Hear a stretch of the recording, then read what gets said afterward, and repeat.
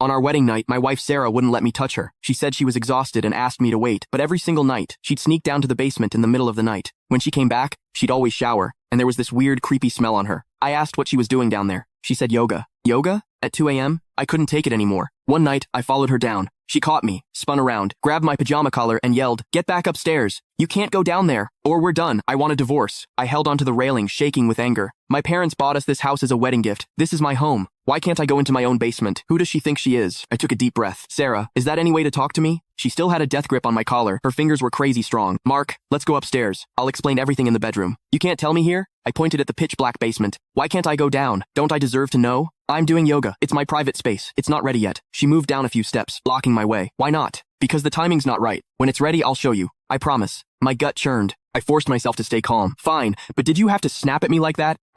She bit her lip. I got a little worked up, okay? You know how I am, I'm blunt. You're used to it. I scoffed and headed back upstairs. Fine. I'd check it out tomorrow when she left for work. Back in bed, I tossed and turned. Something was definitely up with that basement. Something big. Was Sarah hiding a secret? I looked over at her. She was awake too, staring at the ceiling. I thought back to when she first asked me out. I was shocked. She was gorgeous. Tons of guys were after her. And me? Just an average-looking dude. What did she even see in me? She said she liked that I was kind, quiet, and that I made her feel calm. I believed her. But if that was true, why did she push me away every night? I'm her husband. Was this normal? I couldn't help it. I reached out to touch her cheek. What are you doing? She jerked away like I'd burned her, looking at me with pure disgust, like I was something gross. It hit me. I turned away, furious, but I couldn't let it go. If she didn't have feelings for me, why'd she ask me out? Why'd she marry me? I turned back around. You said you needed time, that we couldn't be close yet. I get that, but why freak out when I barely touched you? How many times do I have to explain? It's psychological. I'm looking for a therapist, aren't I? Just be patient. She picked up her phone and tapped my shoulder with the back of it, wouldn't even use her hand. Mark, please, just give me 6 months. I promise things will be different. She tapped me with her phone. Was I that disgusting to her? Could I even trust her? But what choice did I have? I sighed and rolled over. The thing is,